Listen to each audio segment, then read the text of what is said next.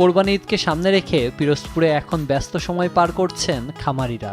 গরু পরিচর্যা, খাবার সরবরাহ ও স্বাস্থ্য সুরক্ষায় তারা দিনরাত কাজ করছেন। প্রাকৃতিক উপায়ে গরু মোটাতাজাকরণে জেলার ছোট বড় খামারগুলোতে চলছে শেষ মুহূর্তের প্রস্তুতি। বিশেষ করে বাণিজ্যিক খামারগুলোতে বেড়েছে কর্মব্যস্ততা বহুগুণ।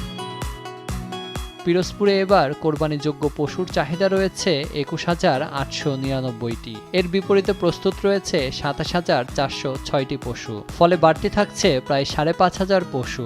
স্থানীয় খামারিদের দাবি, জেলার চাহিদা মিটিয়ে এবার পশু দেশের বিভিন্ন জেলায় পাঠানো সম্ভব হবে। এবার ফ্রিজিয়ান, জার্সি ও দেশীয় জাতের গরু পালনে বেশ গুরুত্ব দিচ্ছেন খামারিরা। তবে বাজারে ক্রেতা কম থাকায় কাঙ্ক্ষিত দাম পাওয়া নিয়ে শঙ্কায় রয়েছে খামারিরা। আমাদের এখানে গরু সাধারণ মানুষ কিনবে চাহিদা করে, এজন্য আমরা কোনো বাড়তি কোনো ভেজাল খাদ্য খাবার খাওয়াই না।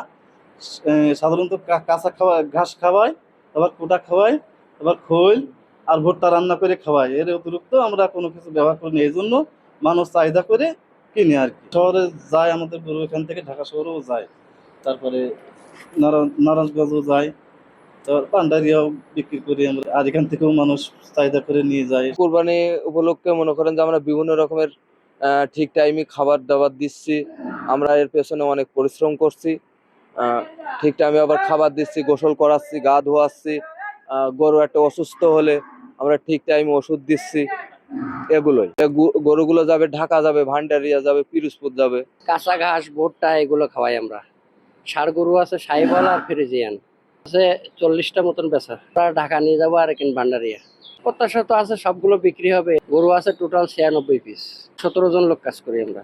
গরুর ঘাস টাস কাটি, তারপর মনে করেন খাবার টাবার দেই, পরিচ্ছন্ন করি সকালে আর যে বিকালে। ঘাস কাটা লাগে, এরপর ঘাস কুচন লাগে, আনা লাগে গাড়িতে। এই সব কিছু মিক্সার করে এরপর গরুর খাদ্য খাবার গুছিয়ে দেওয়া লাগে। প্রাকৃতিক উপায়ে গরু মোটাতাজাকরণে বিভিন্ন পরামর্শের পাশাপাশি বাজার মনিটরিংয়ের ব্যবস্থাও করা হয়েছে বলে জানিয়েছে জেলা প্রাণী সম্পদ কর্মকর্তা। অসৎ উদ্দেশ্যে কিছু খামারি যাতে আমাদের স্টেরয়েড বা হরমোন জাতীয় ওষুধ ব্যবহার করতে না পারে, সেজন্য আমাদের বিভিন্ন মেডিকেল টিম কাজ করতেছে এবং তারা সার্বক্ষণিক মনিটরিং করতেছে। আপনাদের বড় গরুর মধ্যে আমাদের ভান্ডারিয়াতে একটা খামারে প্রায় 200-র মতো গরু আছে, তার প্রত্যেকটার আনুমানিক মূল্য প্রায় 6 লক্ষ টাকা। এবং মঠবাড়িয়াতে গাজী এগ্রো ফার্ম নামে একটা ফার্ম আছে, যেখানে আনুমানিক প্রত্যেকটা গাভীর গরুর মূল্য আছে প্রায় 7 লক্ষ টাকা, এবং সেখানে 7 লক্ষ টাকা দামের প্রায় 30টির মতো বলদ রয়েছে।